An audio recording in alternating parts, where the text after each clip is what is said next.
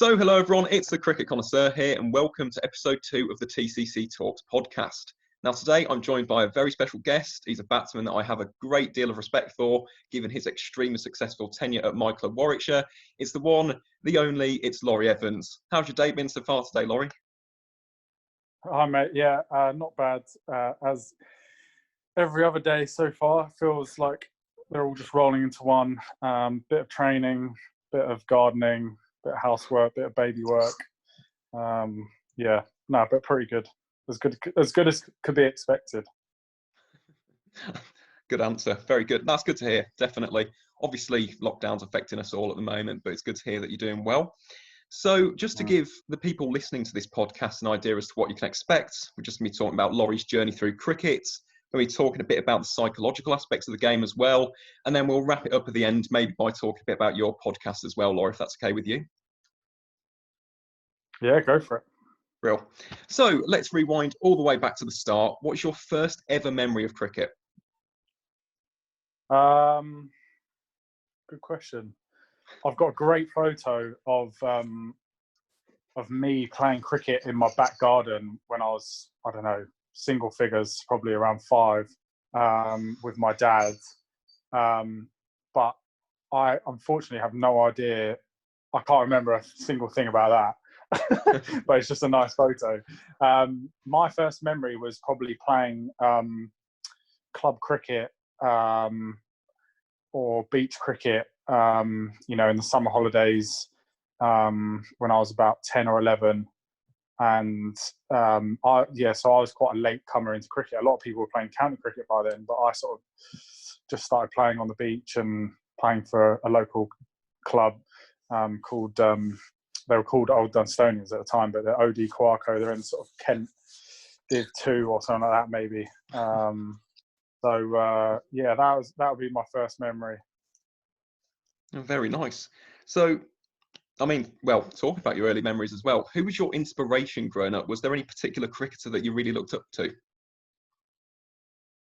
Definitely. My first cricket sort of inspiration icons were Viv Richards and Brian Lara.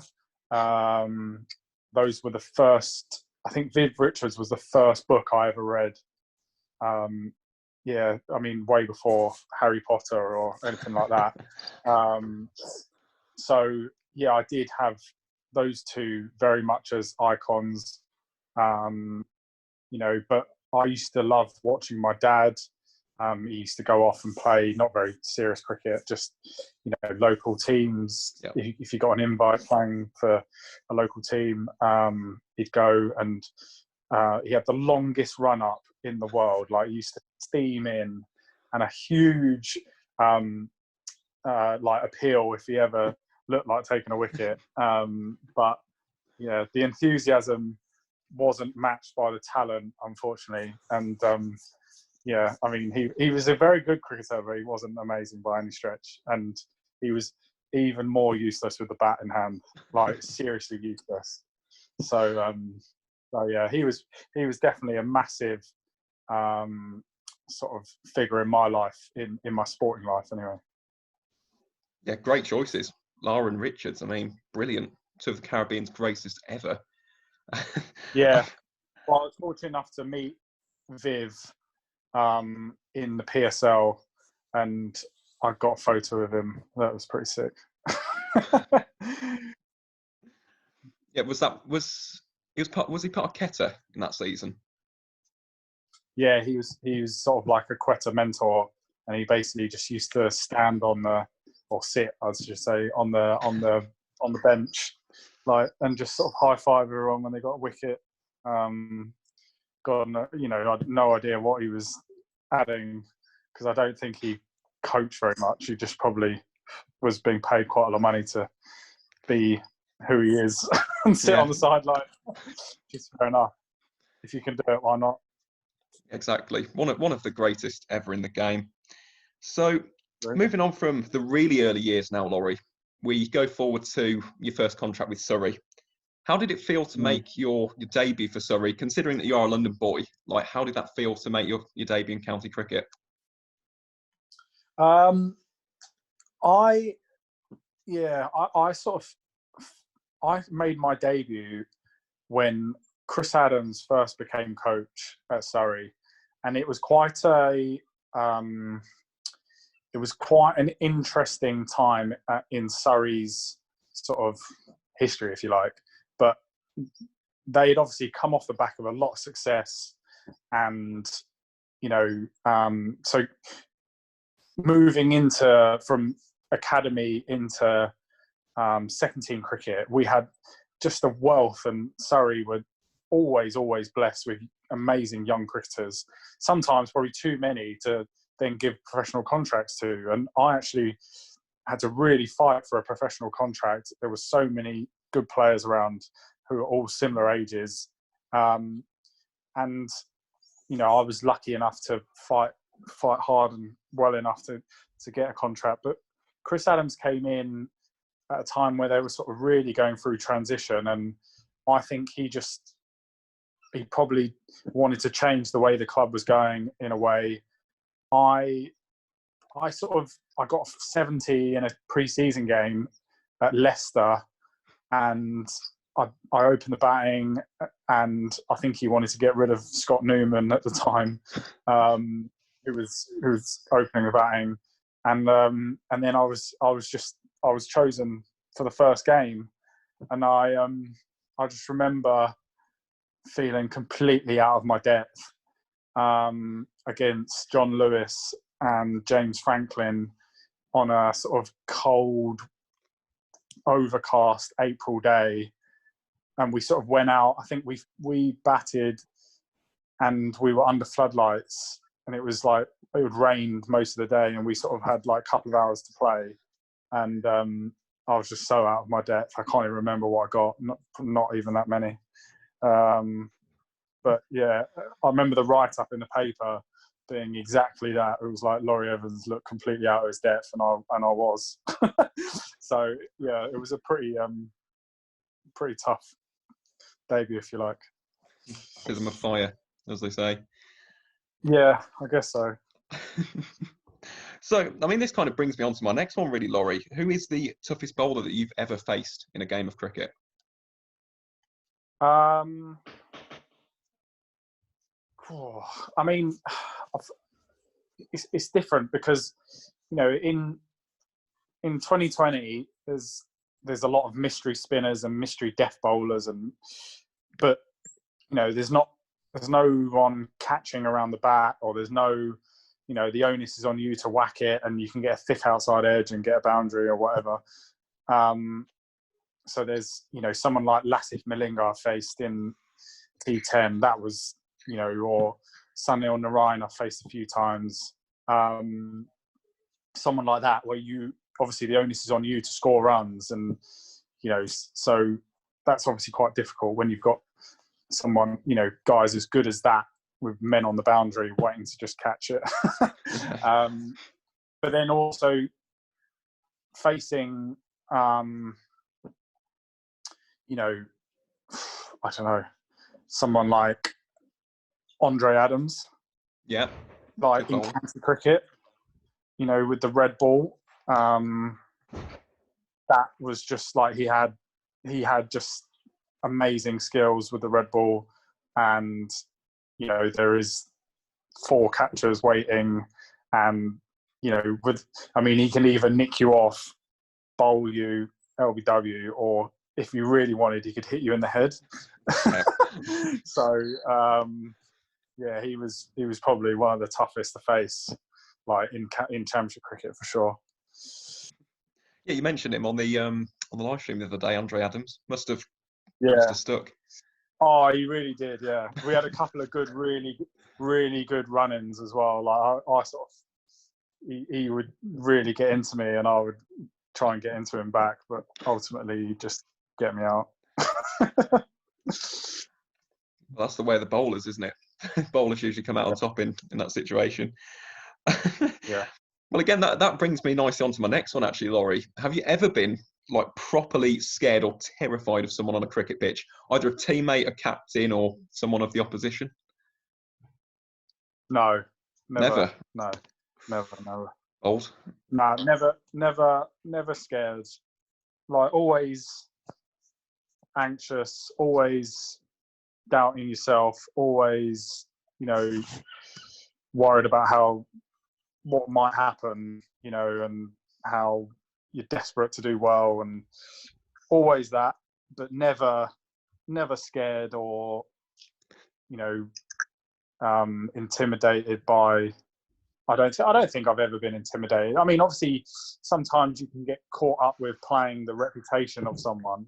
Yeah. Like, obviously, Shane Warne carried that for years. Luckily, I didn't face him, but someone with real pace. But a lot of the time, facing someone with real pace, all right, like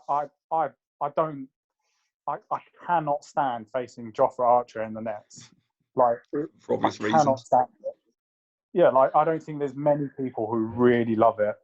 But in my early days, I had a lot of real technical issues with facing quick bowling, and over time I just got better at it, and just worked harder at it. But yeah, there was a time in county cricket where I was getting out to it a lot, and I just needed to get better technically.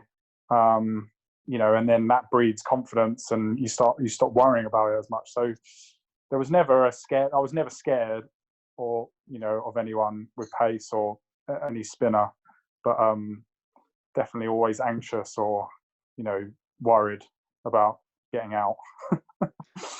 Well, yeah, that's completely natural. I mean, fair play. That's a good attitude to have, definitely.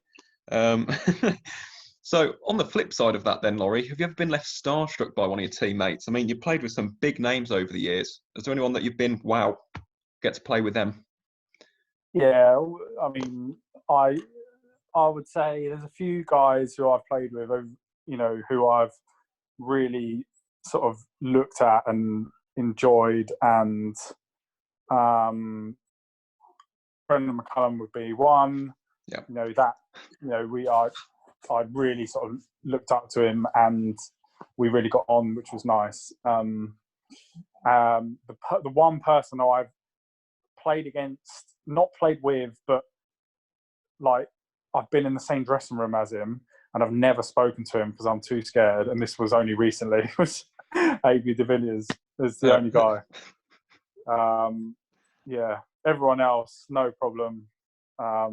But for some reason, I just got really nervous. So he'd definitely be someone I get, who I got a little bit, because I was so I was desperate to ask him a question, or a few questions, and try and chat to him, or play a round of golf with him or something like that. But yeah, I just couldn't urge myself to go and do it. So, yeah. One day, you never know. I mean, he's coming back to Middlesex, isn't he? Whenever the season does restart again, could get you round a golf. Maybe, yeah. Yeah. Maybe offer him a round of golf. Yeah. Hey, you've got to get in there somehow. I mean, he'd be a great bloke to have. Yeah. You probably get sick of me asking him questions for 18 holes. Yeah, but he's probably used to that. Definitely. I mean, the guy's internationally renowned, isn't he? So yeah. I don't think he'd mind, Laurie. Shoot your shot. That's what I'd say. Yeah. Right. So let's move on from the early years of your county cricket career. Let's move into one that obviously I absolutely loved, and that's your time at Warwickshire. Part of the 2012 County Championship winning squad, the 2014 T20 Blast winning squad, 2016 Royal London One Day Cup final as well, which was just an incredible experience for any Warwickshire fan. What was your favourite experience with the Bear, or just a memory that you really take away from your time at Warwickshire?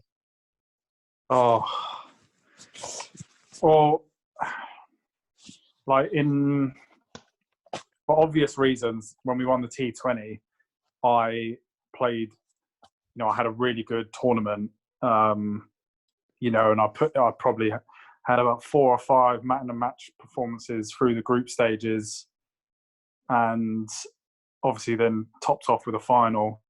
That was just an incredible sort of we were rubbish at T20 before that from memory. Yes, we and, were. You know, and we got Shoaib Malik as overseas player, and Jeets. I think Jeets came back. I think did Jeets miss a year and then come back? I can't actually remember, but Jeets was just outstanding that year. And then we just sort of found a way of playing and a role together. You know, I certainly found a role. And yeah, we just, I don't know, we were just very good as a team at sort of delivering in big moments, big games. That's my memory of Warwickshire, is that whenever we got into a big game, we delivered. You know, apart from the final, was it a 50 over final that year against Durham, where we lost. I think I think we batted first in Lords in September, and that never ends well for anyone. Anyone who bats first in a Lords final never goes well. But yeah, but then also, you know, my last game for Warwickshire was at the Lords final that we won. You know, I didn't play another game after that, and you know, that team was just outstanding as well. You know, we got Belly and Trot back. You know, we had just, you know, Timmy Ambrose scored runs for fun in the middle. You know, Clarkey with the new ball was just, you know, outstanding. Righty, Wokesy, just ridiculous team. Like, I was saying to you the other day, like, you look back now, and I think we should have won a tournament. We should have won a trophy every year. Yes, you know, I agree. You know, we should have at least been pushing for trophies in all three formats every year, and you know, for whatever reason, you know, we had a great few years. We won. What did we win? We won all three at different times and got to a few finals, but we had a good enough team to win the championship again, and we didn't, which was a real shame. So, but there you go. It was good. It was a good time while it lasted, anyway. Well, yeah, exactly. I mean, if you ask, I've asked Warwickshire fans this. We all look back on your time at Warwickshire very positively. I mean, 2014 T20 Blast final, the 53 from 30 balls got us up to a competitive total. Even 2016, the Jason Roy catch. I mean, it's just these little things, and they always seem to pop up in, as you said, the pressure moments in finals. Like, as I said, I look back on it very fondly. I hope you do. I mean, that team, as you mentioned, was absolutely fantastic. Wokes, Clark. In the championship as well, Keith Barker. He was a fantastic bowler. I mean... if I talk, like, I haven't really mentioned the championship side, but the championship side was the one really where I felt we were that good. And I just think we had that sort of battle with Yorkshire. Yeah. And we let Yorkshire slip in and get the wood on us. And then we never wrestled it back. And then they obviously dominated for a few years. But it was all a mental thing. You know, we had the best, I reckon we had the best team by miles. But yeah, we just sort of lost the momentum. That we started beating Notts in 4-day cricket. You know, something that we struggled to do from when I first joined. We started to, you know, beat all these teams, and obviously we won the championship. But then we just never quite backed it up. And I talked to a few players since, like me and Chris Wright were very close, and we always felt that we should have probably won another championship in that time, because, you know, like you say, the bowling attack of, you know, Wright, whatever it was. I mean, it was Wright, Barker, Wokes, Clark, Rankin, Patel, and then, you know, whoever else in reserve, Hannon Dolby, and I can't even think, like I can't even name them all. Like, there was just so many. just waiting, waiting to take wickets. It was just it was a brilliant time, and well led as well. Trouts and Gilo, and then they were top notch. Yeah, 100%. I mean, what I think we've said everything that needs to be said. It was just a brilliant team. Very, very, very good era for Warwickshire cricket. I mean, I think that was quite an honest self-assessment as well, thinking that we could have gone on to maybe achieve a bit more. But even so, I mean, great few years, and hopefully we'll see some more of them soon. Yeah, I hope so as well. Even though you are Sussex now. I do.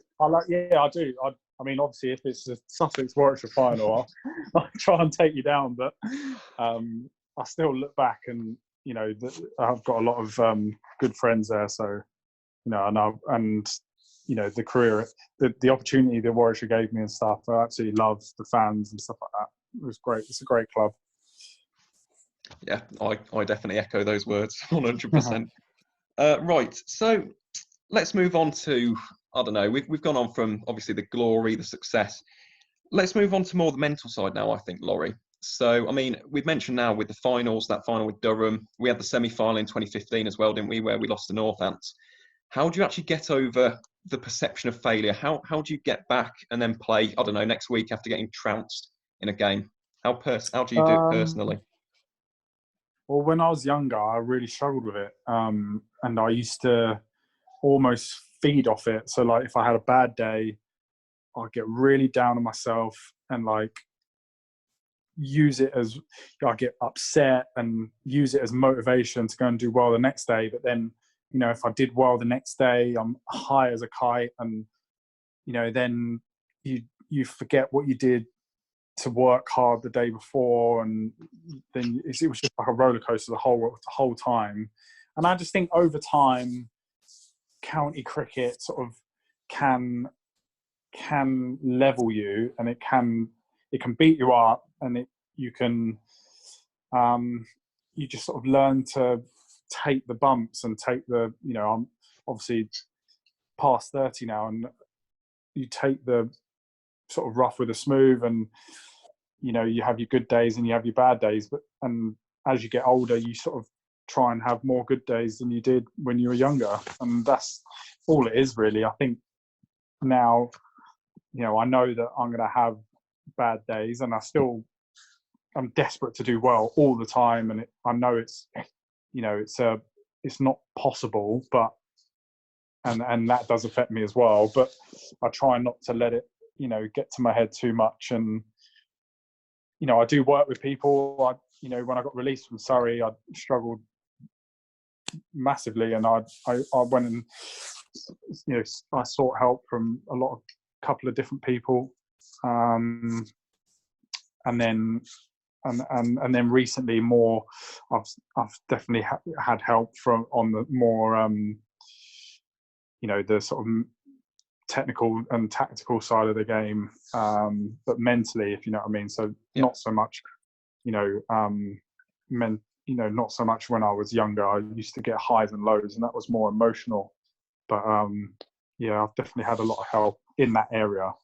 But it is difficult. Yeah, I mean, it is a really tough game. And I don't think it probably, people probably don't realise how tough it is. Especially as a batter, I think, because your day can be over instantly, within one ball, and it can be no fault of your own.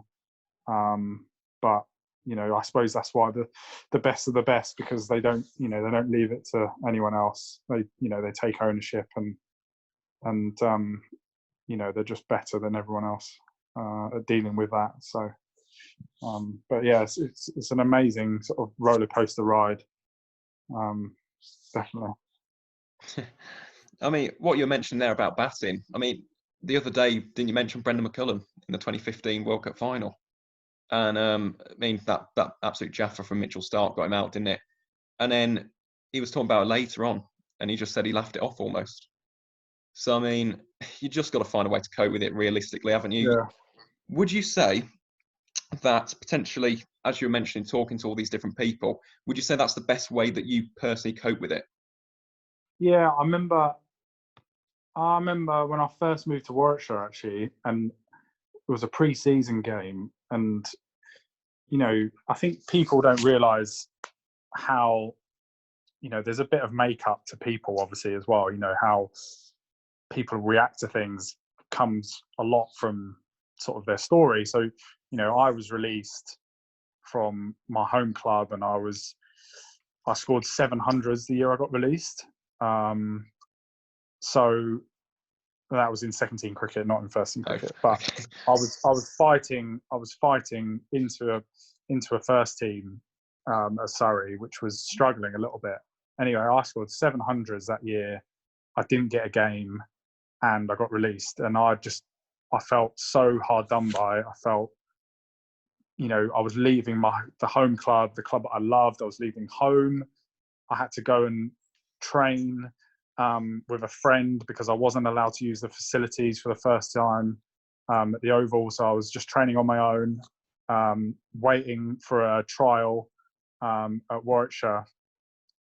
I'm waiting for a trial, and then Warwickshire offered me one. And I went up and I scored 100 on my Warwickshire debut. So I think I scored 800s in the year. Yeah. Ash offered me a year contract, which was amazing, and I moved up and I lived in a little pokey 2-bed cottage in Moseley Nice. that no one would know exists because it's sort of round the back, just by Spark Hill, I think. And in pre-season, I was just so desperate to do well, and I just could not. You know, I got out in the first pre-season game, and I just saw it as my great opportunity. You know, I was on a 1-year contract. I was desperate to do well, and I just came off, and I was just really upset.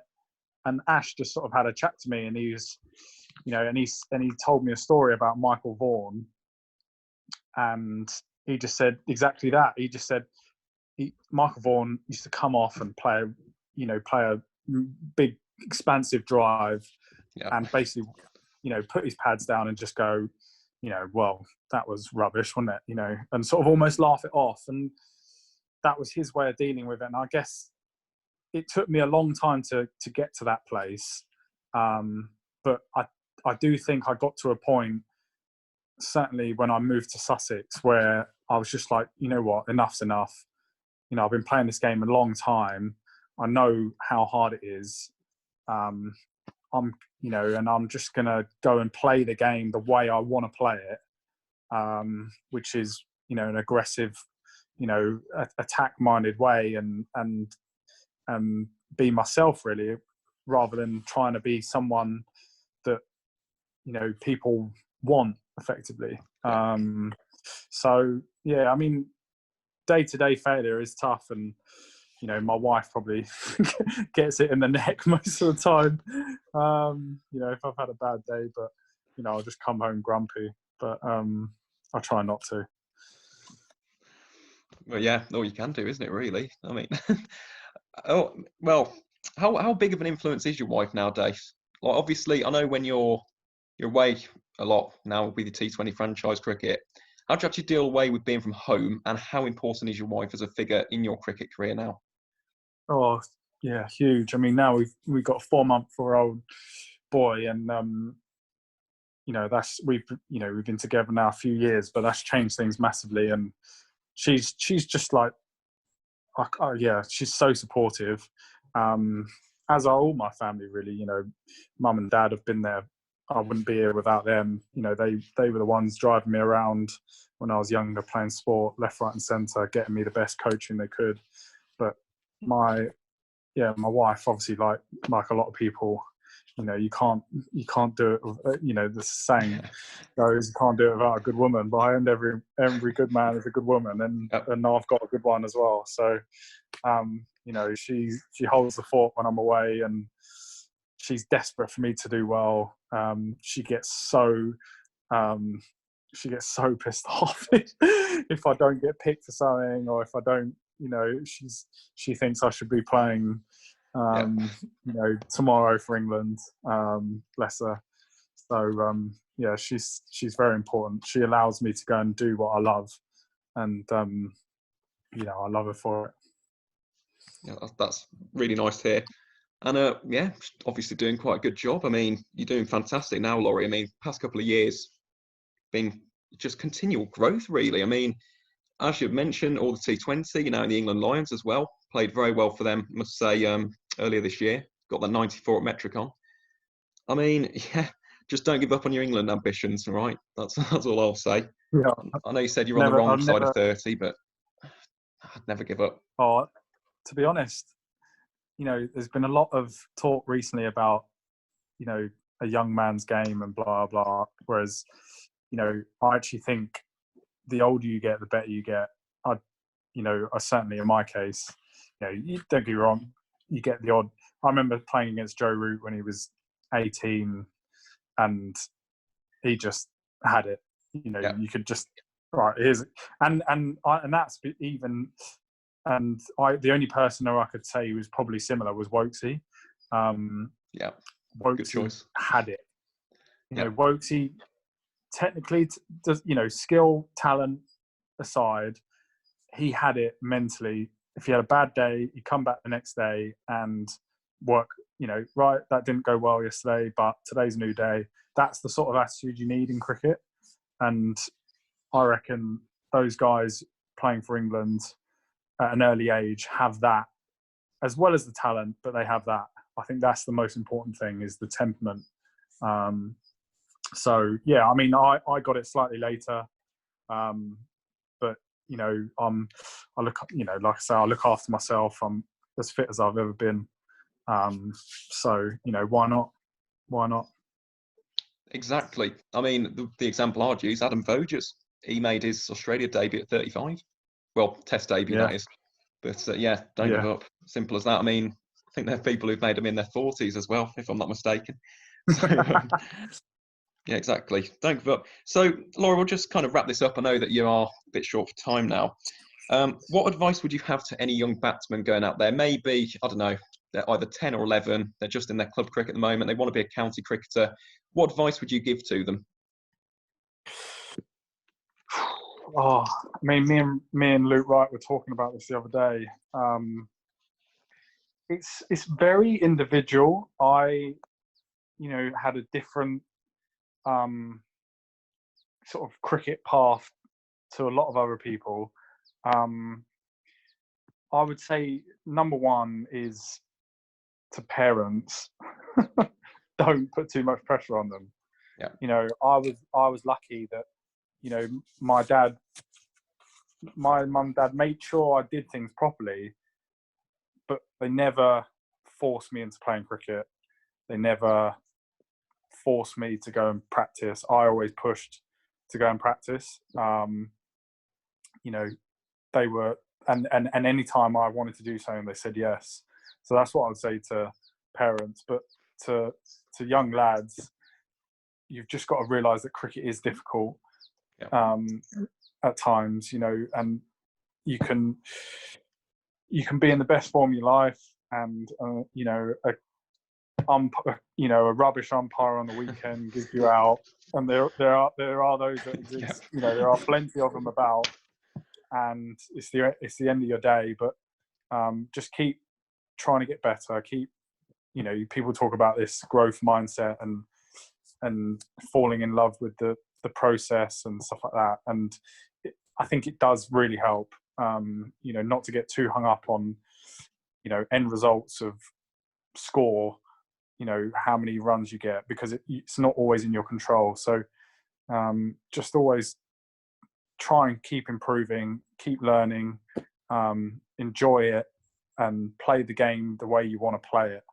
I would say is the number one thing, because whether you're successful or not, if you play the way you want to play, you can go to bed at night, or you can finish playing cricket if you decide you're going to give up, knowing that you did it the way that you wanted to do it. There's nothing worse than doing something, because I've done it in the past where I've actually done something, I've been successful, but I look back and I'm like, actually, I didn't enjoy that as much. Like, even though I've scored runs, I restricted myself to this, that, and the other. And sometimes, you do need to do that. But I got to a stage and I was just like, I'm going to do it my way. and it's funny how sort of, if you get all those things right, it's funny how things happen for you. So yeah, that's what my advice would be. It's great advice. A bit long-winded, but it's not. That's really good advice. I mean, individuality. Everyone's different. I mean, if you look nowadays, you've got Dom Sibley playing for England. His technique isn't the most orthodox, to say the least, but he's made it his way. Look at Steve Smith as well. I think that's really good advice, Laurie. And yeah, for any young cricketers out there watching, take that on board. Could be the next Laurie Evans. Right. So, I mean, that pretty much wraps up episode 2 of the TCC Talks podcast. Laurie, do you have anything to kind of plug, any social media, your podcast, whenever it's coming out? Would you like just mention that? Yeah, there is a podcast coming out. It's called The Inside Half, but I have recorded a couple of episodes and they're in work in progress. So I'm just trying to decide whether to release it fully or not. But yeah, there is something coming. It's in the process. Brill. I mean, we'll be watching out for that. I definitely will be. When it does, I'll leave that down below in the description in the YouTube video. So if anyone does want to check that out once it's released, please feel free to do so. So, I mean, that's pretty much it from me as well. If you want to follow my social media as well, please feel free to do so in the links down below on Twitter, Instagram, Facebook, whatever. But that is it from me for today, guys. Thank you very much for that, Laurie. It's been an absolutely fantastic podcast. And yeah, as always, guys, enjoy the rest of your day.